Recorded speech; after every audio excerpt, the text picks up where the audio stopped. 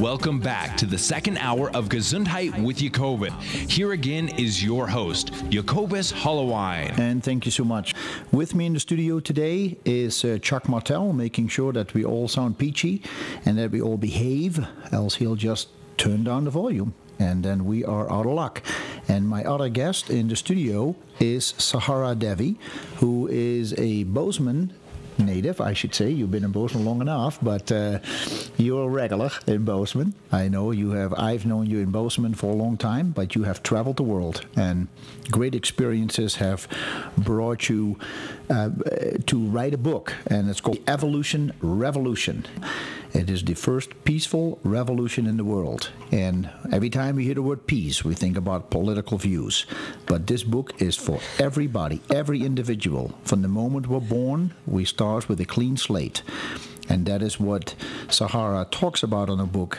What is the core of our being, and how have we deviated from that, and how are we able to come back to increase, to improve our consciousness, our awareness, our in tune with what is real and what is unreal, and use that strength and that power and that knowledge and that inner understanding to make this world a better place. And it always starts with the individual.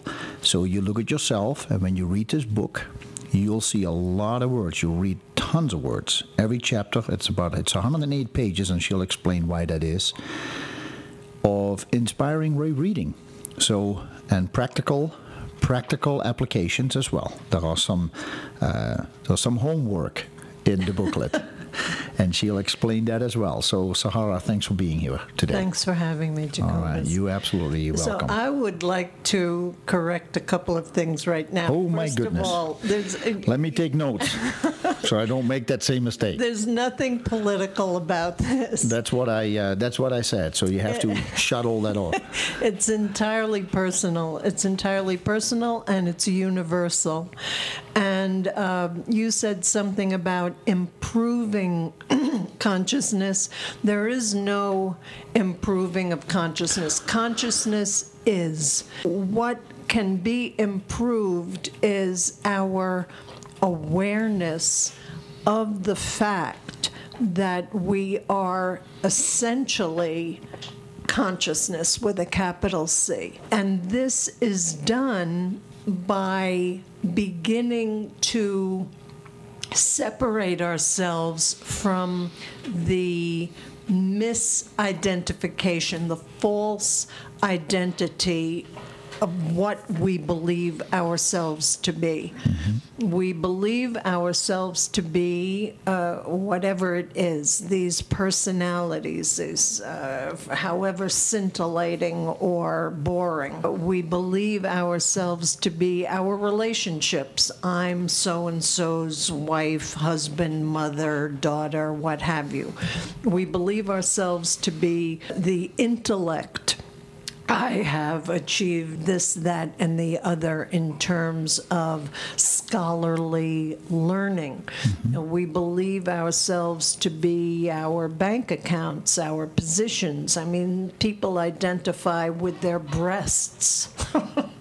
They identify with their hair. Chuck and I do. Huh? We Chuck? identify ourselves with all of these things that have nothing to do with the essence. Mm-hmm. And when we begin to experience and understand the essence, it takes us into an entirely different realm of not only being, but of effectiveness and really satisfaction in our lives, because we become full from the inside out rather than the other way around.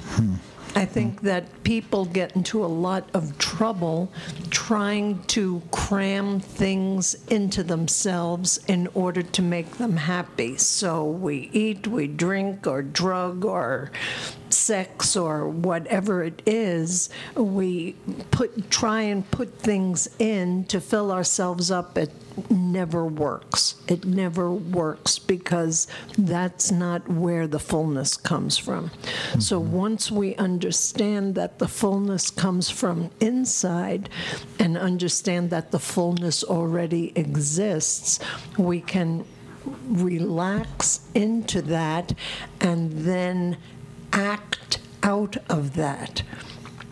Speaking of which, I just would like to say one thing. We've had an issue of homelessness in Bozeman, and my experience of being homeless, living on the street, mm-hmm. and experiencing the beggars in India and anywhere is that homelessness exists to awaken compassion in the rest of us.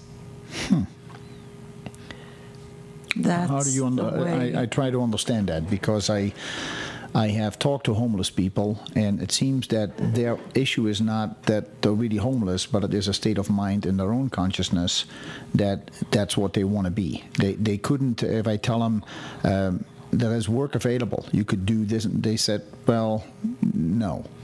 It's something in them, and maybe it's a journey that they're going through and need to learn something. Yes, definitely. And some do and some don't. But I feel that any need, never mind homelessness specifically, but any need in another is for the purpose of evoking compassion in those that are in a more fortunate position. Yeah. You know, I hear people say, well, I worked hard all my life in order to, acquire what I have. And my response to that is, you had an opportunity.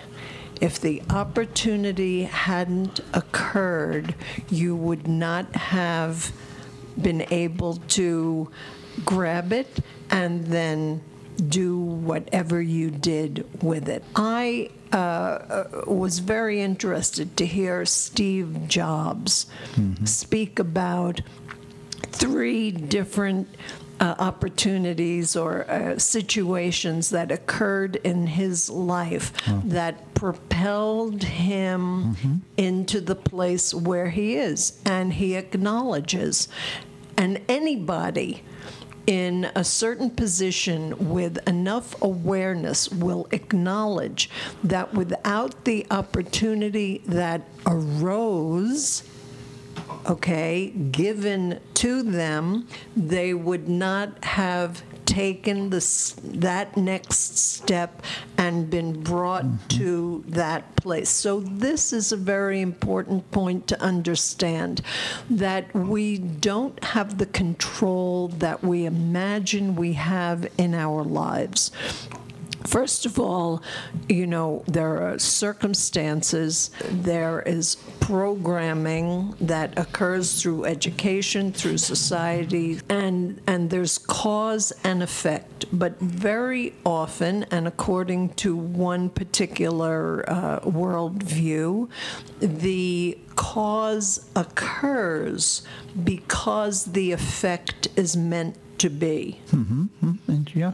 And everything is one action leading to another action. And if you go back in your life and examine those times when you came to a crossroad and had a choice to make, you will see that, in fact, there was really no choice at all. That because of who you were and because of all the circumstances around you and because of your training, you were naturally going to go in the direction that you did go. Correct.